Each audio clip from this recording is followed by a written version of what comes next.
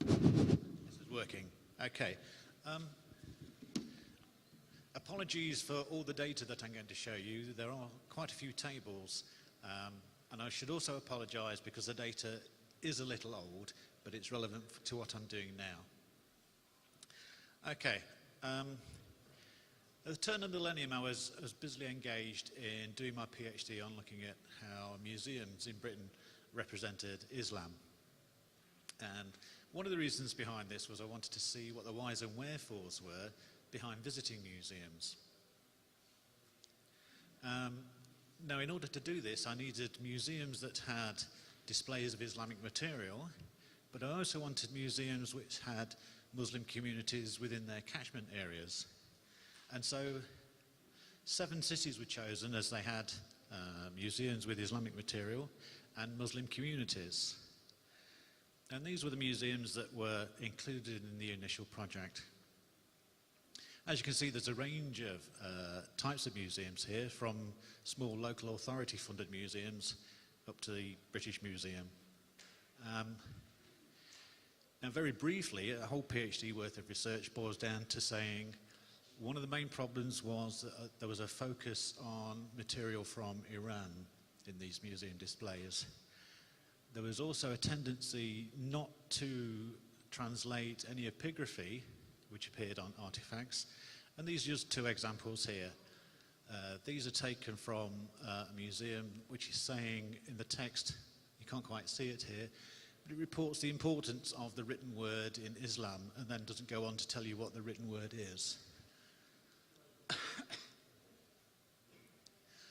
So essentially we had these 7 museums that were showing Islamic material, and they weren't translating work that was on it, and sometimes people didn't even know that they'd been looking at Islamic material in the museum. Now, one of the things that I was interested in is, are people interested in visiting museums? Now, in order to gauge this, I was asking museum visitors to rate on a 0 to 10 scale how important it was that people visit museums and how interested they themselves were in visiting museums. And these are the numbers that came out. As you can see, they're all fairly high ratings when you consider that this is taken on a 0 to 10 scale. And the correlations for each of these are fairly strong, which suggests that we're tapping into the same sort of idea about heritage. Now, on the other side of the coin, there was, what do Muslims in these communities think about visiting museums? Very differently. The top table is the groups of Muslims as a whole. And as you can see, they generally rate the importance of people generally visiting museums as being fairly low, and they're not really that interested in going. The bottom 2 tables differentiate between those Muslims who do visit museums, and the bottom table shows those Muslims who don't visit museums. Now, the numbers are fairly small, but it's giving us an indication of what people are actually thinking.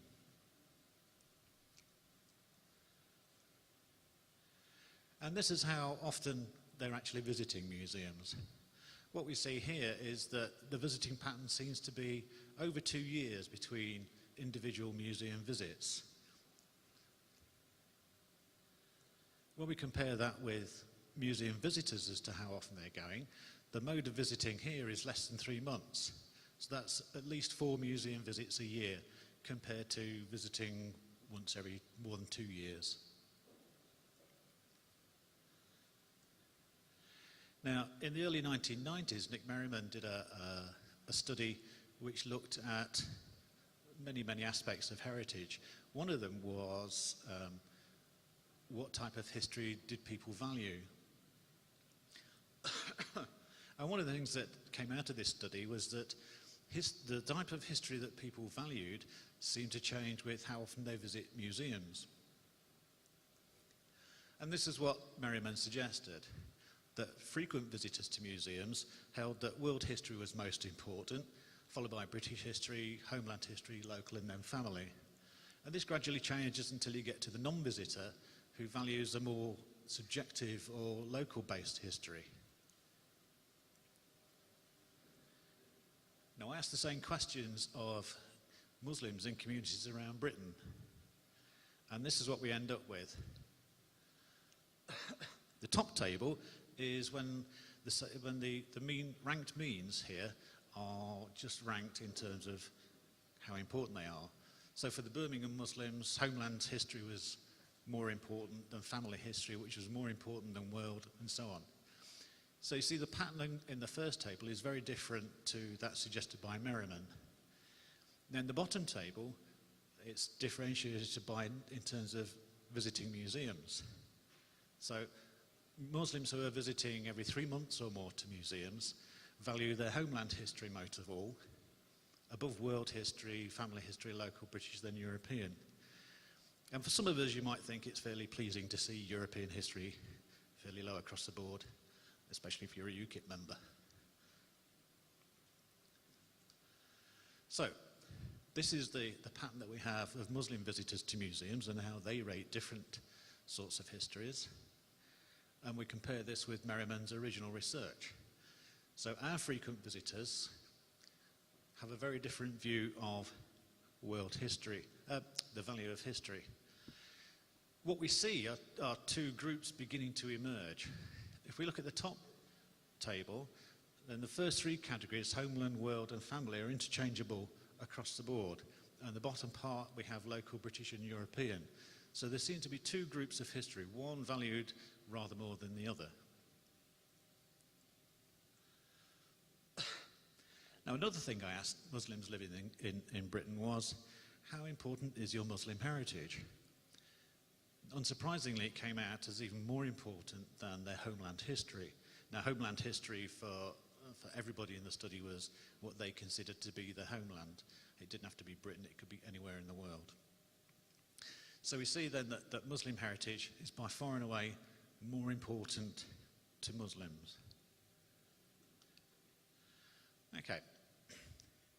I asked museum visitors again how important these different types of history were. We can see here that world history seems to be fairly important in these museums, and European history, again, down towards the bottom.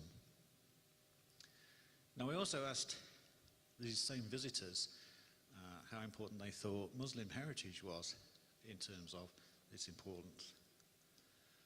And this is what we get when we add Muslim heritage into the mix. In the British Museum, we see that it comes in third, and in the other museums, it comes in bottom. Now, the British Museum was slightly different, as you might imagine. It was a dedicated gallery where people had to make a choice to go in and see the material. In two of the other museums, it wasn't. It was that they were open-plan museums where people just walked through and saw a range of objects. In another museum, which will be nameless for the time being, 26% of the people who came out of the Islamic galleries didn't know they'd been looking at Islamic material. So there's an entirely different story coming out of that one. So what do museum visitors make? Well, it's strange that we're seeing world history being valued as important, yet Muslim heritage is least important in these categories. Now, since those days, of course, the advent of digital heritage and access to it has increased tremendously. And what we see are a range of official websites, if you like, museum websites, blogs, etc., that all highlight different aspects of Islamic culture.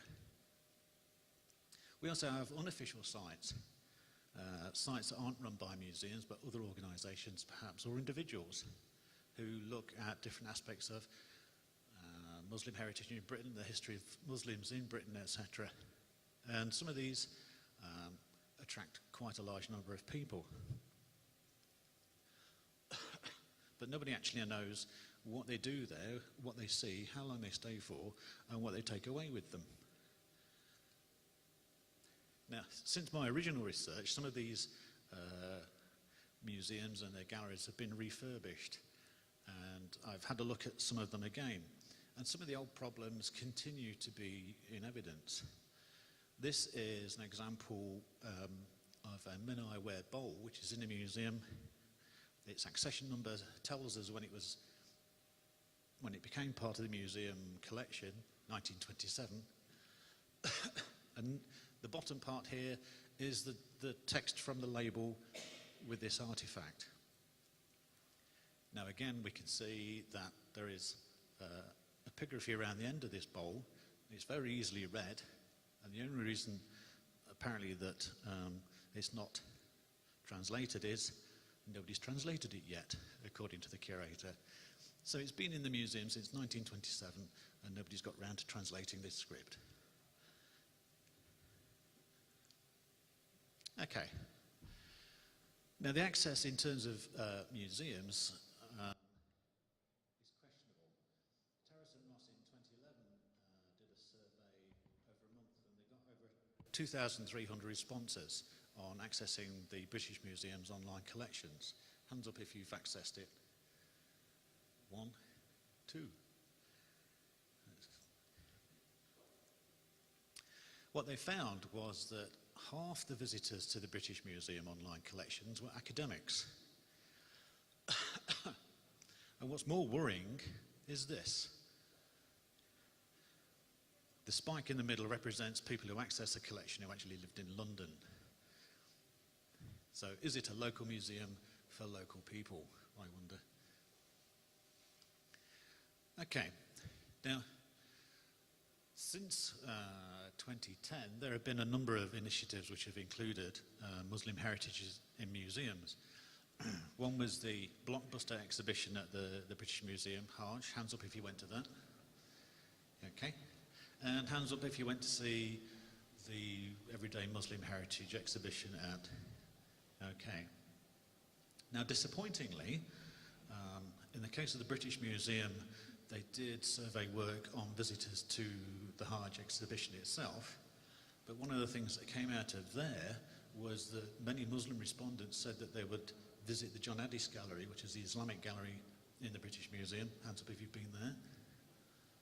Ooh, quite a few, okay. But there was no follow-up. So the British Museum sent me a nice email saying that they couldn't even speculate as to how many visitors the John Addis Gallery gets, which is a surprise to me. And the same is true of the Vestry House exhibition. There was no visitor survey done to ascertain what people's views were, what they were learning from it, how many there were, anything at all. The only thing that they've got is a visitor comments book. So, a question of access then. The project I'm looking at is then, what is access to heritage? How are Muslims in Britain accessing their heritage today if they're not using museums? Now we know that some museums do have Islamic material in them. However, Muslims aren't going. So how are they accessing heritage? What is heritage? Who's interested? Who is not interested? And what histories are important? What are the stories behind heritage? And one thing that I would like to begin to tease out is there a difference between Islamic heritage in the sense of a religious heritage based on theology, and what is Islamicate? These are products of civilizations or cultures in which most of the population are Muslim, but that the objects that are made are not specifically religious. So, what I'm doing is setting up a blog, hopefully. I say hopefully, it is set up, it's just not live yet. Blogging about Muslims, museums and heritage. And what I want to do next week is to launch a survey questionnaire which people can download, fill in and return, totally anonymous, asking questions about accessing heritage in any number of ways. It's going to be a two-way conversation, so if you're interested, please join in. Please tell family, friends, anybody who's interested to join in. Thank you very much.